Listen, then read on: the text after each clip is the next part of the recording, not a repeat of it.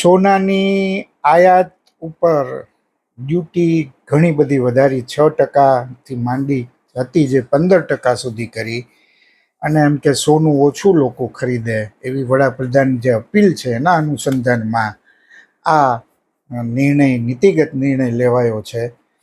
પણ ભારતીય સમાજની જો વાત કરીએ ને તો સોનું છે ને એ અલગ સેન્ટિમેન્ટ ભારતીય લોકોમાં સોના પ્રત્યે છે. અને તમે મોરારજી દેસાઈથી માંડીને નરેન્દ્ર મોદી સુધીની સરકારે જે કોઈ પગલાં આ બાબતમાં આ દિશામાં લીધા છે એકે વાર સફળતા મળી નથી.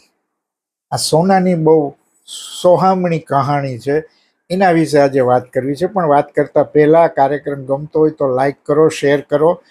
યુટ્યુબ ઉપર કૌશિક કેલિડોસ્કોપ નામે યુટ્યુબ ચેનલ છે અને કૌશિક મહેતા નામે ફેસબુક ઉપર પેજ છે.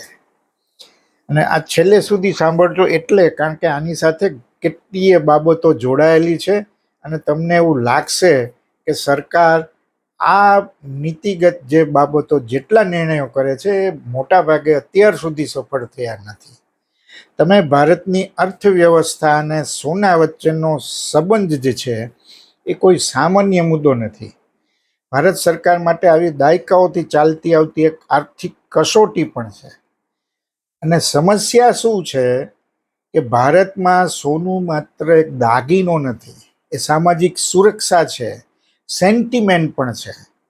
જ્યારે બાકી બધું પડતું હોય તો લોકો સોનામાં રોકાણ કરે છે, પણ સરકાર માટે તે કરંટ એકાઉન્ટ ડેફિસિટ એટલે ચાલુ ખાતાની ખાધ અને વિદેશી હુંડિયામણ ઘટાડતું એક જોખમ પણ છે. કારણ કે આપણે મોટા ભાગનું સોનું વિદેશથી ડોલર ચૂકવીને આયાત કરવું પડે છે. બધાને ખબર છે કે ભારત દુનિયામાં ચીન પછી સોનાનો બીજા નંબરનો સૌથી મોટો ગ્રાહક દેશ છે. આપણા દેશમાં સ્થાનિક ઉત્પાદન સોનાનું બહુ જ ઓછું થાય છે, એટલે 90થી 95% સોનું વિદેશથી ખરીદીએ છીએ. ભારત કેટલું સોનું ખરીદે છે એ આંકડા જોઈ જેવા છે. હમણાં એવા આ આંકડાની બહુ ચાલે છે ચર્ચા. ભારત લગભગ દર વર્ષે 700થી 800 ટન વિદેશથી સોનું આયાત કરે છે. 2025-26ના આંકડા મુજબ 721.03 ટન સોનાની આયાત કરી હતી. એના અગાઉના વર્ષે 757 ટનની ખરીદી, એટલે થોડોક ઘટાડો થયો છે.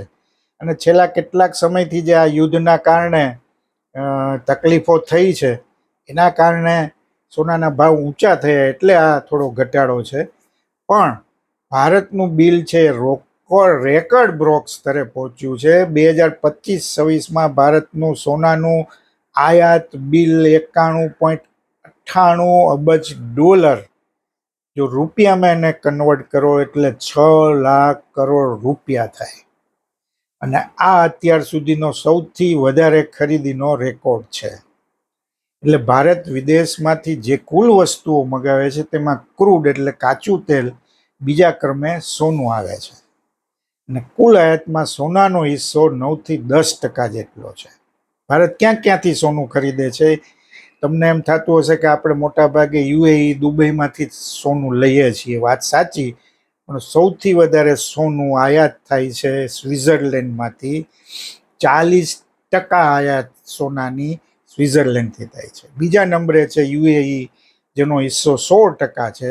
પછી ત્રીજા નંબરે છે દક્ષિણ આફ્રિકા, એ 10%.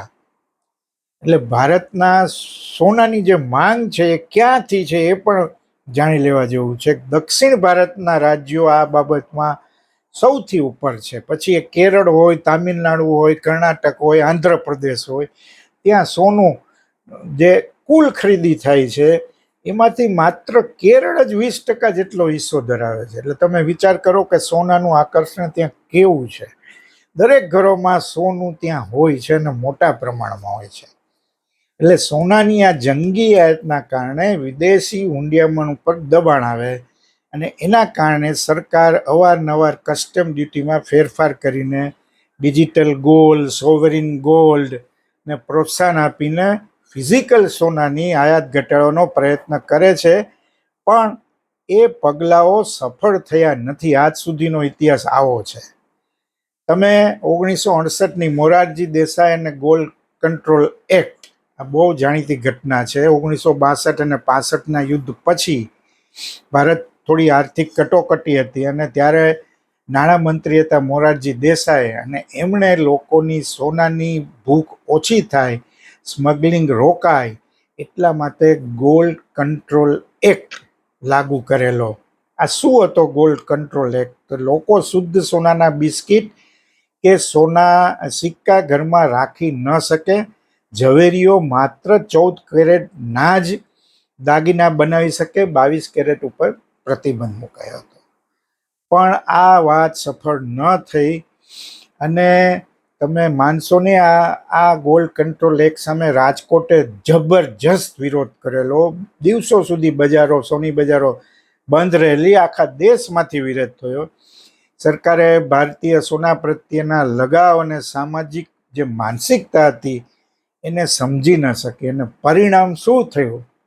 કાળા બજાર, અંડરવર્લ્ડ દ્વારા સોનાની એટલી બધી દાણચોરી થઈ, એ ચરમસીમાએ પહોંચી અને લાખો સોનીઓ બેરોજગાર થયા, એ તો લટકામાં. અને આખરે 1990માં કાયદો રદ કરવો પડ્યો. એટલે મોરારજી દેસાઈ વખતે સરકાર નિષ્ફળ ગઈ હતી. પછી જો બહુ મોટી ઘટનાની વાત કરીએ તો મનમોહનસિંહ સરકારમાં બહુ ટીકા થઈ હતી. 1991ની આ વાત. ભારત પાસે માત્ર 2 અઠવાડિયાની આયાત કરી શકાય એટલું જ વિદેશી ઇન્ડિયામણ બચ્યું હતું. તત્કાલીન વડાપ્રધાન ચંદ્રશેખર અને બાદમાં વીપી નરસિંહરાવ, મનમોહનની સરકાર, અને દેશ છે ને એ ડિફોલ્ટ થવાની અણી ઉપર હતો. અને ત્યારે ભારતે આંતરરાષ્ટ્રીય નાણાં ભંડોળ અને બેન્કો પાસેથી લોન લેવા માટે પોતાના અનામત જથ્થામાંથી 47 ટન સોનું બેંક ઓફ ઇંગ્લેન્ડ અને 20 ટન સોનું યુનિયન બેંક ઓફ સ્વિટ્ઝરલેન્ડ પાસે ગીરવી મૂક્યું હતું. પ્લેનમાં સોનું મોકલવામાં આવ્યું હતું. અને પરિણામે બહુ બધો વિવાદ થયો હતો. ભારતની આબરૂ, આર્થિક આબરૂને બહુ મોટો ધક્કો પહોંચેલો, બહુ ટીકાઓ પણ થઈ હતી. પણ એનાથી દેશ બચી ગયો હતો. અને મનમોહન સિંઘે આર્થિક ઉદારીકરણની શરૂઆત કરી હતી. અને બાદમાં લિબરલાઇઝેશન શરૂ થયું. બાદમાં ભારતે આ બધું સોનું છોડાવી લીધું હતું. એટલે મનમોહનસિંહની ટીકા પણ થઈ અને પછી એની પ્રશંસા પણ થઈ. મોદી સરકારની જો તમે વાત કરો તો એમણે 2 યોજનાઓ આપી સોના સંદર્ભે. એક ગોલ્ડ મોનેટાઇઝેશન અને સોવરેન ગોલ્ડ બોન્ડ. આનું કારણ શું હતું કે મોદી સરકાર એવું ધારતી હતી કે ઘરમાં પડેલું જે નિષ્ક્રિય સોનું છે એને અર્થતંત્રમાં લાવવું ને અર્થતંત્રને વેગવંતું બનાવવું. આ ગોલ્ડ મોનેટાઇઝેશન સ્કીમ એટલે લોકો પોતાના ઘરનું સોનું બેંકમાં જમા કરાવી અને એની ઉપર વ્યાજ મેળવે. પરંતુ આ સ્કીમ બહુ સફળ ન થઈ. કારણ શું? ભારતીય પરિવારો ઘરના સ્ત્રી ધનના દાગીના ઓગાળવા માટે ક્યારેય તૈયાર નથી થતા. તમે ક્યારેય કોઈ નવું રોકાણની વાત હોય, મિલકત લેવાની વાત હોય તો મોટા ભાગે ઘરના સભ્યોના દાગીનાને પુરુષો અડતા નથી અથવા સ્ત્રીઓ ના પાડી દે છે. અને બીજું કારણ એ છે કે એના કારણે ટેક્સ સ્ક્રુટિનીનો ડર પણ રહે છે. એટલે એ સ્કીમ બહુ સફળ ન થઈ. બીજી સ્કીમ સરકારે મૂકી એ સોવરેન ગોલ્ડ બોન્ડ. આ સૌથી સફળ સ્કીમ ગણાય છે અત્યાર સુધીના સોનાની નીતિઓની જો વાત કરીએ તો. સરકારે લોકોને કહ્યું કે તમે સોનું ખરીદવાને બદલે ડિજિટલ સ્વરૂપે સોનું ખરીદો અને એમાંથી 2.5% વ્યાજ પણ મળે અને મેચ્યોરિટી પર ટેક્સ ફ્રી કેપિટલ ગેઇન પણ મળે. આના કારણે લોકોએ બહુ બધું એમાં રોકાણ કર્યું અને આ સ્કીમ સરકાર માટે આખરે શું થયું? સ્કીમ સફળ થઈ, પણ સરકાર માટે આ સ્કીમ બહુ મોંઘી સાબિત થઈ. છેલ્લા કેટલાક સમયમાં સોનાના ભાવ જે આસમાને પહોંચ્યા અને સરકારને મેચ્યોરિટી વખતે રોકાણકારોને કરોડો રૂપિયાનું વળતર ચૂકવવું પડી રહ્યું છે. અને આથી જ સરકારે 2025-26માં નવા SGB ઇસ્યુ બહાર પાડવાનું સ્થગિત કરી દીધું છે, કારણ કે પોસાતું નથી જે વળતર આપવાની વાત છે. એટલે આ રીતે પણ સોનાને કંટ્રોલ કરવાની જે વાત છે એમાં નિષ્ફળ ગઈ સરકાર. અને સૌથી હાથવગો જે ઉપાય છે એ ઇમ્પોર્ટ ડ્યુટીનો છે, આયાત જકાત. પહેલા મોદી સરકારે આ ઘટાડી અને હવે વધારી છે. શું કારણ છે આ રણનીતિ આર્થિક જે છે એનું કારણ શું છે? બજેટ 2024-25માં 15% જે આયાત ડ્યુટી હતી એ ઘટાડીને 6% કરી. સરકારે એટલે ઘટાડી કે સોનાની ગેરકાયદેસર જે દાણચોરી છે એ અટકી જાય, સ્મગલિંગ અટકી જાય, દેશના જેમ્સ એન્ડ જ્વેલરી ઉદ્યોગને વેગ પણ મળે. ડ્યુટી ઘટતા સોનાના સત્તાવાર બિલિંગ પણ વધ્યા, એટલે એ રીતે સરકાર સફળ થઈ. પણ હમણાં જ આ સોનાની જે અપીલ કરી વડાપ્રધાને એ પછી આ ડ્યુટી 6%થી ફરી 15% કરી દેવામાં આવી. આ આકસ્મિક આખો યુ-ટર્ન છે, એની પાછળ વૈશ્વિક કટોકટી પણ જવાબદાર છે. મધ્ય પૂર્વમાં, વેસ્ટ એશિયામાં જે લાંબા યુદ્ધ ઈરાન, ઇઝરાયલ, અમેરિકાના કારણે ક્રૂડ ઓઇલના, ખાતરના ભાવ બહુ વધ્યા છે. સ્ટ્રેટ ઓફ હોર્મુઝનો પ્રશ્ન હજી ઊભો છે. ટ્રમ્પ ચીન ગયા પછી પણ એ સોલ્વ થયો નથી, અને એના કારણે ભારતનું આયાત બિલ બહુ વધી ગયું છે.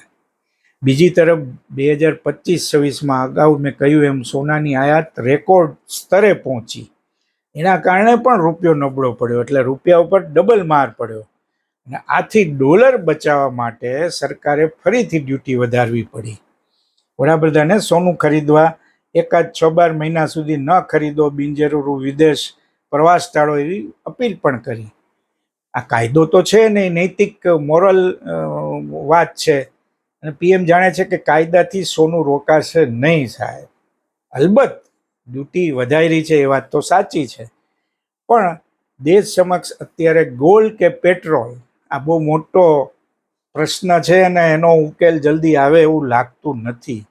દેશ ચલાવવા, ફેક્ટરીઓ ચલાવવા, ખેડૂતો માટે ખાતર લાવવા ડોલરની વધુ જરૂર છે. ત્યારે સોનું એ વ્યક્તિગત સંપત્તિ છે, અને અર્થતંત્રમાં એનું કોઈ સીધું કોન્ટ્રીબ્યુશન નથી. એટલે દેશ હિતમાં વિદેશી ઊંડિયામણ બચાવવા માટે મોદી સરકારે, નરેન્દ્રભાઈ મોદીએ આ અપીલ કરી છે. એ વાત સાચી, પણ ઇતિહાસ સાક્ષી છે. ઇતિહાસ સાક્ષી છે કે ભારતીયોને સોનાથી દૂર રાખવાનું અશક્ય છે.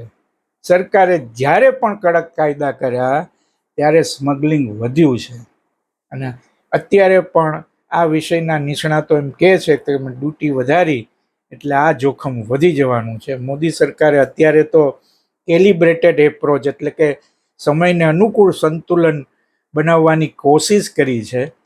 અને જ્યારે દેશની આર્થિક સ્થિતિ સારી હોય ત્યારે ડ્યુટી, વેપાર વધારવો એ બધું ખરું, પણ અત્યારે વૈશ્વિક યુદ્ધોના કારણે જે ડોલરની કટોકટી ઊભી થઈ છે એટલે ડ્યુટી વધારીને અપીલ પણ કરી. અર્થતંત્રને સુરક્ષિત રાખવાનો હેતુ છે, પણ આપણે ત્યાં ભારતીયોનું સોનાનું જે આકર્ષણ છે, સોના સાથેનું સેન્ટિમેન્ટ છે, સોના સાથેનો લગાવ છે, એના કારણે, કારણ કે સોનું આજે પણ સલામત રોકાણનો સૌથી સારો રસ્તો ગણવામાં આવે છે.